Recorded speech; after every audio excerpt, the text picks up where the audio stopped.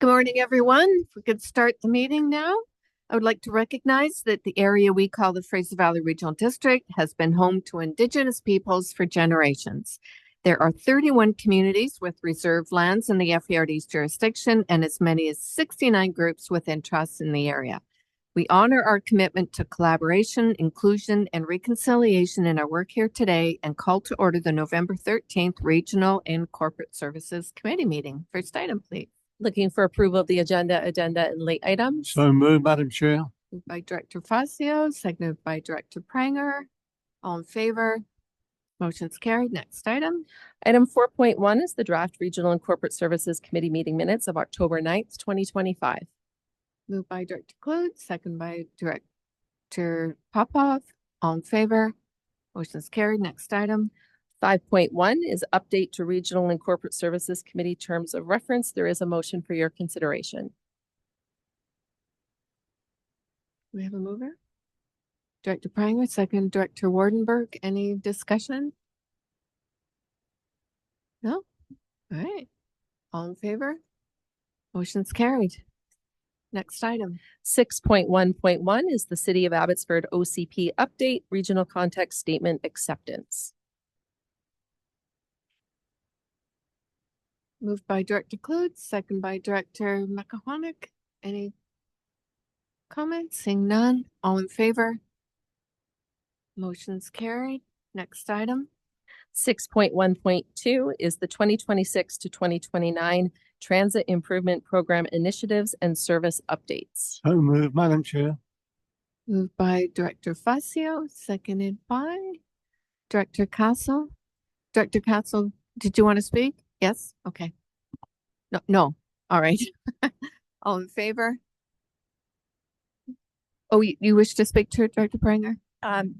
Not really a lot to add, except that I'm glad it's on the table and hope it doesn't fall off the edge again, because it is much needed.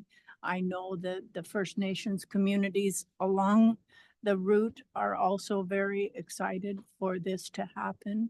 And as more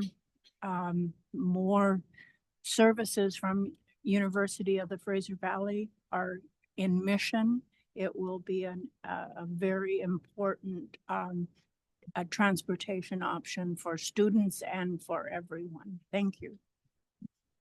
Director Clute? Thank you. Just a question through to staff. The motion is asking that the Ministry of Transportation provide an update. I'm wondering, is that in person or will that be just a briefing note that they provide? Great question. Through the chair to Director Clute.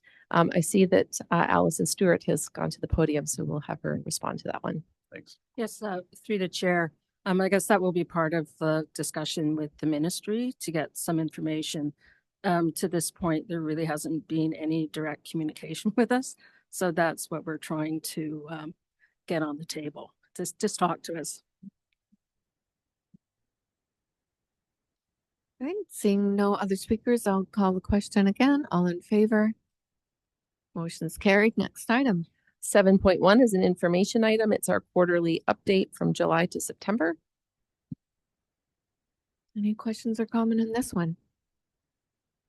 No. All right. Next item. Section 9 is items for information and correspondence. Happy to separate any of those items. Director Siemens. Thank you. Yeah, this is just on the letter from Mayor Smith from the District of Hope.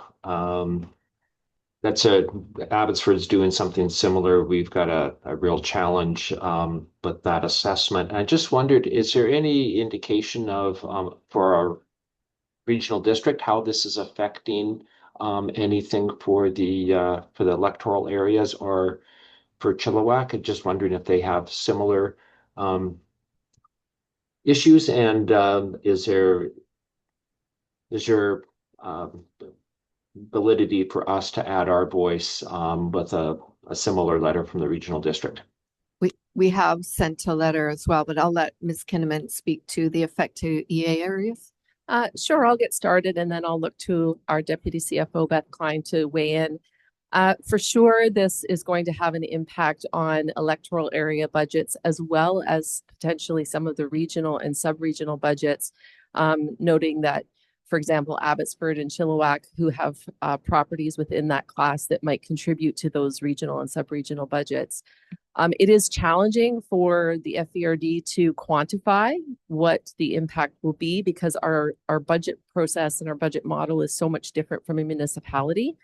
So in order for us to go in and look at the 100 or so service areas and understanding what that impact would be, it would be quite an extraordinary project for us to undertake.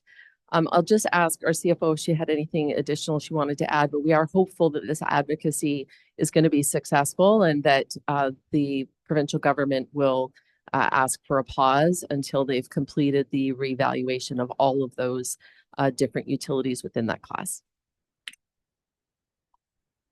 Thank you. And I'll just add that we are continuing to stay in touch with BC Assessment if there's new development on that side of things, as well as we are communicating with the municipalities as well.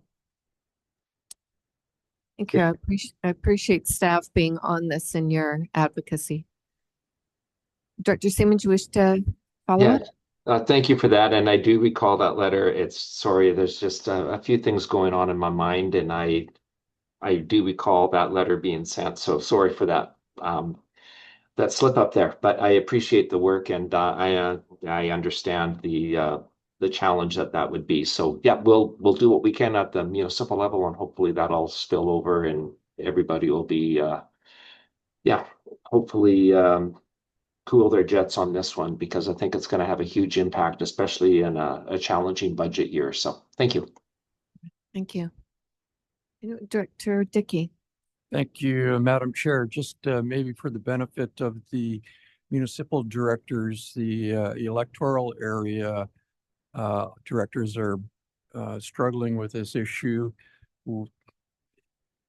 Mayor Smith has a number, I think was it 5.6% increase to taxation levels as a result of this. For us, all we know is that it sounds like largely electoral area B, which is Yale, Laidlaw, Sunshine Valley, are looking at a $54 million decrease in the assessed values because of this initiative. My little community, I think it's a $9 million reassessment, but we really don't have any idea what the impact of that is going to be on our taxation, which results in us operating blindly at this point. So that is a really big concern. Thank you. Thank you, Director Popov. Yes, just briefly, I put pen to paper actually yesterday and sent off a letter to the province as well, because it is going to affect everybody. So I think the more advocacy that we can do, the better it's going to be to put a pause on this. Thank you, Director Pranger. Yes, I wrote a letter to Minister Brenda Bailey on the 29th of October. The letter I'll make available to the regional district members as well. It's a decrease in our municipality of approximately 26%, which it equates to $380,000. And if you know what our what it takes to raise 1% is $80,000 for us now. So we're looking at least to cover this off alone, a 4% tax increase. That doesn't account for labor or any other issues that we need to cover in the next budget year. So I'm hopeful that the advocacy from all of us will make a difference, and that the government will foresee to put this off till a better understanding and better way of dealing with this. We can't deal with all of this in one budget year for sure. So we'll wait and see what the response is from the Ministry of Finance and go from there. Thank you. Okay, Director Clute. Thanks. Just a quick comment with respect to this for a provincial government who's really triumphed transparency. This one to me just reeks. They're not consulting with municipalities or regional districts. And it does seem to be a troublesome pattern that we seem to be seeing with the province. I think of the RCMP Highway Patrol issue, similar scenario coming forward with their plan without the consultation piece. So let's hope that the work that all our communities are doing, as well as the regional district, will give the province a minute to pause and reflect, and hopefully put this on hold for the time being until that consultation has taken place. Thanks. Thank you. All right. Could I have a Oh, follow-up? Director Pranger, yes. In fairness, I received a call from one of the community liaison officers from one of the companies saying they were not even notified, which makes it hard for them as those who work directly with communities to say, hey, what's going on? And that just indicates what Director Kloot is saying, that there's not the transparency that we need even at their level to be able to communicate with us. Thank you. Thank you. All right, seeing no other speakers, next item. Moving down to item 11, which is reports by directors. Anyone? All right, seeing none, next item. And moving to public question period for items relevant to the agenda, we'll just turn things over to our Deputy Corporate Officer, Lauren Olenek. Thank you, Ms. Kinnaman. We do not have any members of the public joining us today, and no written questions were received. Thank you. Okay, and we can get a resolution to close the meeting. So moved, Madam Chair. Moved by Director Facio, seconded by Director Popov. All in favor? Motion's carried. Okay, just give us 2 minutes to recess and set up the room.